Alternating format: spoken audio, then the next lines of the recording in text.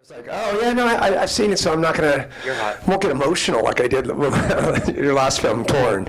A hug? Yeah, I do. There you go. Okay. How's your neck? Neck is stiff. Like I said, DJ accident. It's a long story. I can't wait to talk to you about this. Congrats, by the way. You're like a force de resistance when it comes to filmmaking nowadays.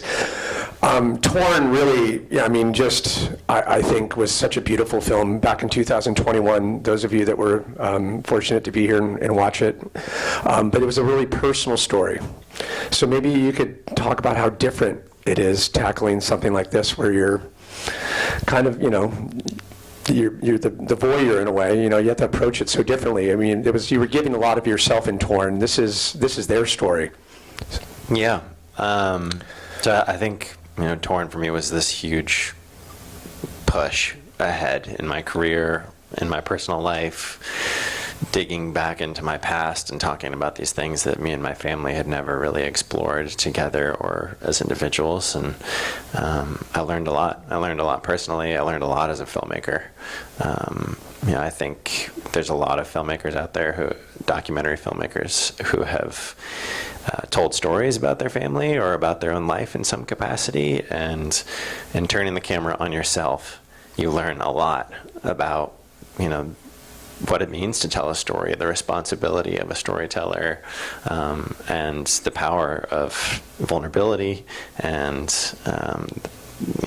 the moral weight of what it means to step up and be vulnerable like this. And so taking all that and moving forward, coming out of Torn, I didn't know what the hell I was going to do next.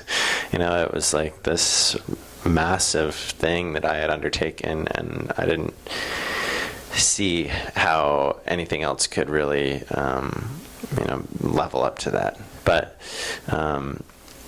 we were rolling out out of the spring of rolling out Torn in 2022, and Mountain Seed Foundation, which is the camp that you guys all saw as part of the film, reached out to me to see if I would come and speak about Torn, actually, and talk about my experience processing trauma and grief as a storyteller with these families who had all experienced some sort of trauma and grief in the war and living as refugees. And they told me a little bit about the camp, and I was like, well, this seems like it could be a good movie.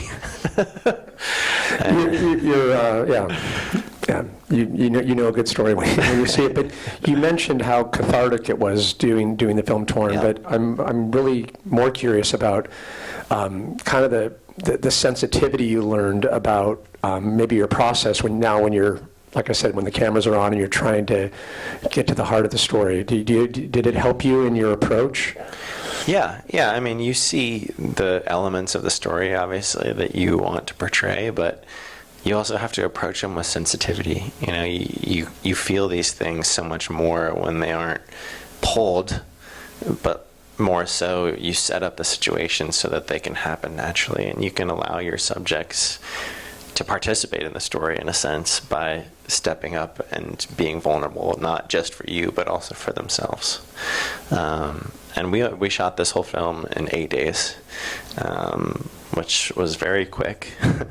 But that's all the time we had. So we went and spent 2 days with Milana and Olga in Slovakia, where they're living, in Bratislava, and immediately got really close with them, spent pretty much the entirety of those 2 days together, and earn their trust. And by that, we were able to step into their experience and really capture their journey through this camp, which for both of them in different ways embodied how they are moving forward in life from this shared trauma and navigating these difficulties that Milana's experiencing as, a 10-year-old, and Olga as a grandmother to a granddaughter that she now has to daughter. Yeah, it's interesting that climbing is the metaphor and the device for so many great purposes. We see so many films where it's used.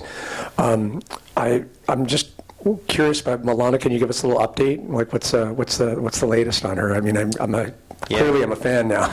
Like, Yeah, they're both still living in Bratislava. And they actually, I went back to the camp this summer to shoot a story for Outside Magazine, and they both came back. We were able to premiere the film at the camp with them, which was super cool, with all these other families who had come fresh. It was these new families, and this year at the camp, it was all Gold Star families from the war in Ukraine, since it had been going for a year. And at this point, there's a lot of families that had lost a parent, and so it was super special and emotional to be there with them and have them share this story of trauma and loss with all these families for who it was so fresh. And yeah, Milana, she was like, I was just afraid of heights. Like, it wasn't that bad. But, she did great, and she, climbed everything this year, and she had come a long way. And that was so cool to see. So I love your approach. It was so delicate. It didn't seem forced. You really felt like you were watching such a pivotal time with her and kind of wrestle with that. Can you maybe do a comedy next? I mean, no, but all kidding aside, what are kind of your aspirations in moving forward with filmmaking? Because clearly you have the talent and the drive and the bug. Yeah. Well, I'm working on a real light-hearted, maybe comedy-esque film about nurse burnout with my fiance, who's a nurse. So that's a pivot for me away from kind of the adventure outdoor world, but coming out of Torn and making this film about my family, I was like, what would be similar but maybe harder in a way? Make a film about my fiance. All right, cool. So I'm working on that one right now, and also developing a couple other projects in the outdoor adventure space. And you always got 4 or 5 irons in the fire in this world. Keep it going. We have a little intimate crowd here. A little quick Q&A here from the crowd. Hold on. It wasn't clear to me where the camp was located. It's in Austria. Aha. Yeah. Thank you. Piesendorf? I think it's Zillertal area? Yeah.